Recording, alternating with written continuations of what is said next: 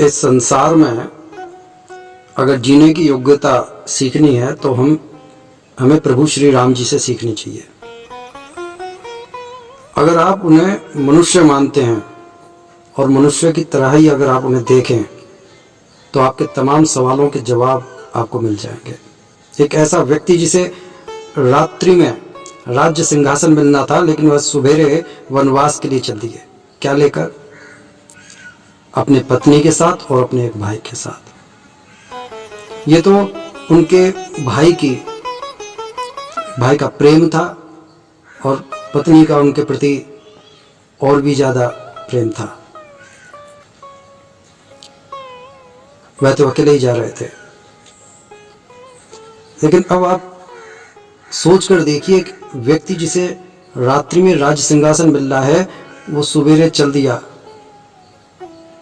अपने संतों के कपड़े पहनकर, लेकिन अपना क्षत्रिय धर्म नहीं छोड़ा। हाथ में उनके धनुष था, कांधे पर तरकश था, और वो चले जा रहे हैं। क्या उनके दिमाग में एक बार ये बात नहीं आई होगी कि कहां पर रहूंगा, क्या खाऊंगा, क्या पहनूंगा, क्या ओढ़ूंगा, क्या बिछाऊंगा? फिर ऐसी क्या चीज थी उनके पास? लोग छूटते ही कहेंगे वो तो भगवान थे, वो तो कहीं पर भी रह सकते थे। अगर वो भगवान थे, कहीं पर भी रह सकते थे, इसमें दो राय नहीं है।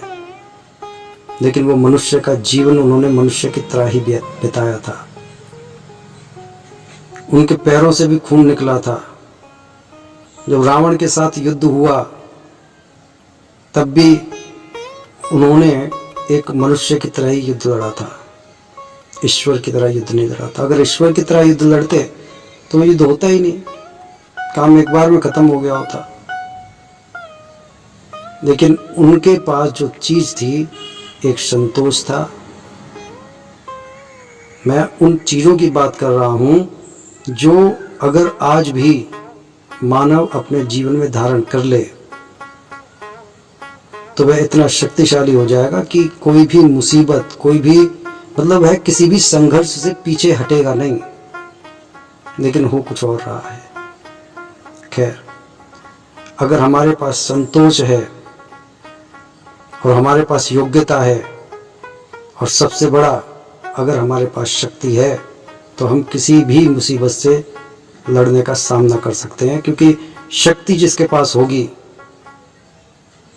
वह ऑटोमेटिक हर चीज को प्राप्त कर लेगा। तो इस चीज को हमें समझना होगा कि किस तरीके से एक शक्तिशाली व्यक्ति के पास संतोष होता है, क्योंकि संतोष से बड़ा कोई धन नहीं है। और इस तरीके से जब हम अपनी योग्यता को लेकर चलते हैं, अपनी शक्ति को लेकर चलते हैं, तो जीवन में अगर कोई हमारा विरोध कर भी रहा है तो हम इस तरीके से समझ सकते हैं कि अगर जल के बहाव को कोई कूड़ा करकट रोक रहा है तो धीरे धीरे वो बहाव इतना हो जाएगा कि कूड़े करकट को रास्ता देना ही पड़ेगा। वो हमारी प्रगति के मार्ग में रोड़ा अटका नहीं सकता। लेकिन जो लोग भयभीत हो जाते हैं, और जो लोग भयभीत हो जाते हैं, डर जाते हैं, वो या तो आत्मसमर्पण कर देंगे, आत्महत्या कर लेंगे, घुटनों पर आ जाएंगे। लेकिन ईश्वर हमें ये दर्शा रहा है कि हमें ऐसा करना नहीं है। अरे भाग्य में जो लिखा है वो हमें पता नहीं है, कर्म तो हमारे अधिकार में है, और जो चीज आपके अधिकार में उसे माजिए। आपने सुना होगा, जो तलवार का धनी है उसके सामने साम्राज्य झुक जाते हैं, वो तख्तों के तख्त पलट देता है।